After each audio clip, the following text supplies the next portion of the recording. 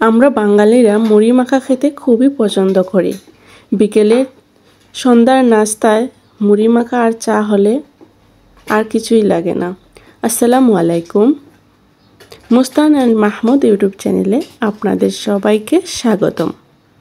দূরের এবং কাছে আপনারা যে যেখান থেকে আমাদের ভিডিওগুলো দেখতেছেন আপনাদের সবাইকে অনেক অনেক ধন্যবাদ। আশা করি আপনারা সকলে ভালো আছেন। আলহামদুলিল্লাহ, আল্লাহ তাআলার রহমতে আমরাও ভালো আছি।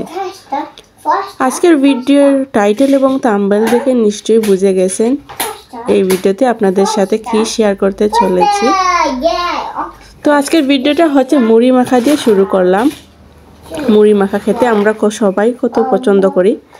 আমরা বাঙালিরা তো বিকেলের নাস্তায় চা সাথে মুড়ি মাখা হলে আর কিছুই লাগে না।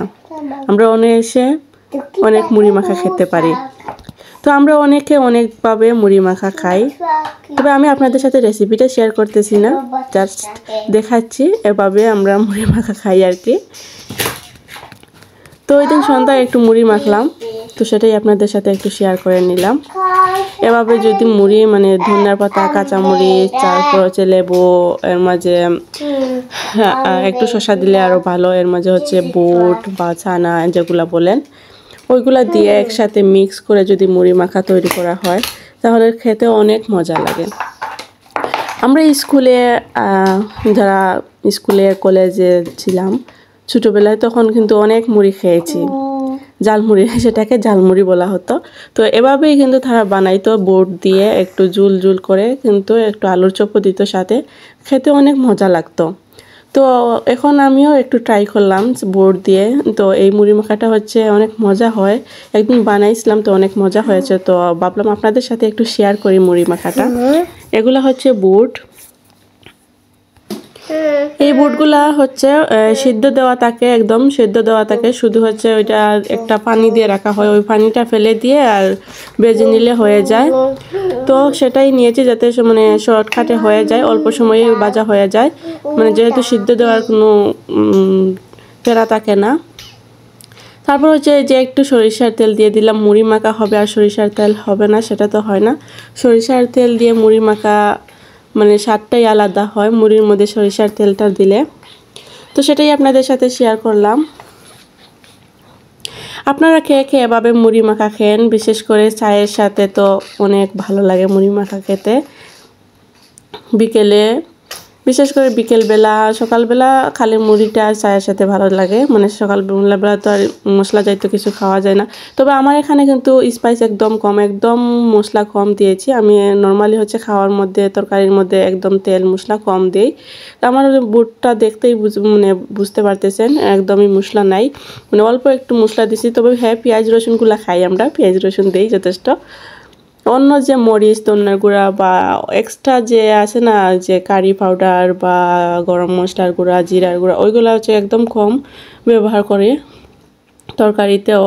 যেহেতু আমার বাচ্চারা খায় না, তো সেই অনুযায়ী হচ্ছে আমি দেই একদম অল্প অল্প করে মশলাগুলা। তো এই যে আপনাদেরকে কাছ থেকে দেখাই নিলাম, খুব সুন্দর হয়েছে। অবশ্যই কমেন্ট করে বলবেন কে কে মুড়ি মাখা খান।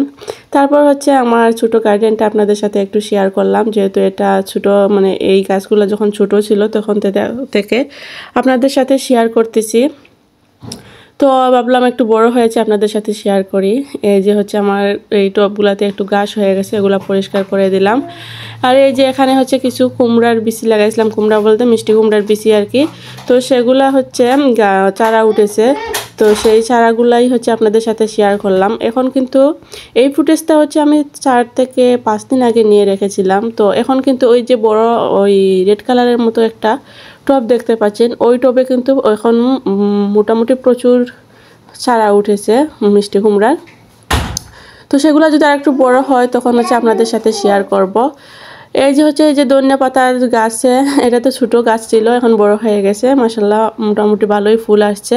তো এখানে হচ্ছে গোটাও ধরে গেছে, যেগুলাতে আগে ফুল আসছিল ওই ডালগুলাতে এখন হচ্ছে ধনিয়ার গোটাও ধরে গেছে। তো এগুলো পাকবে ইনশাআল্লাহ, আশা করতেছি পাকবে, এবং সেগুলো দিয়ে আবার হচ্ছে ধনিয়ার গাছ তৈরি করব। এই যে দেখতেছেন এই যে এই খালি জায়গাটায় হচ্ছে এখন কুমড়ার গাছগুলো উঠে ভরে গেছে। তো জানি না কয়টা বাঁচবে আর কয়টা থাকবে ভাগ্যে, বাঁচবে কিনা আদৌ। আশা করতেছি বাঁচবে, যেহেতু যত্ন করতেছি। আগে এই টবগুলা রোদে ছিল না, মানে একটু ভেতরে ছিল স্টোররুমে, তো ওখান থেকে বের করে এখন এই যে বারান্দার সামনে রোদে এনে দিয়েছি যাতে আলো বাতাসটা লাগে। এই যে কচু গাছটা লাগাইছি সেটা আপনাদের সাথে শুরু থেকে শেয়ার করেছিলাম, সেটাও আপনাদেরকে দেখিয়ে দিলাম। আপনাদের সাথে এই কচু গাছটা শুরু থেকে শেয়ার করতেছি, একটা পাতা দুইটা পাতা দেখে, তো এখন 3টা পাতা হয়েছে। এতক্ষণ পর্যন্ত আমাদের ভিডিওটি ধৈর্য ধরে দেখার জন্য আপনাদেরকে অনেক অনেক ধন্যবাদ। যদি আমাদের ভিডিওটি ভালো লেগে থাকে প্লিজ লাইক কমেন্ট করে পাশে থাকবেন, আর নতুন হয়ে থাকলে চ্যানেলটি সাবস্ক্রাইব করে থাকবেন। আশা করি আপনাদের ভালো লাগবে। সবাই ভালো থাকবেন, সুস্থ থাকবেন, আমাদের জন্য দোয়া করবেন। আল্লাহ হাফেজ।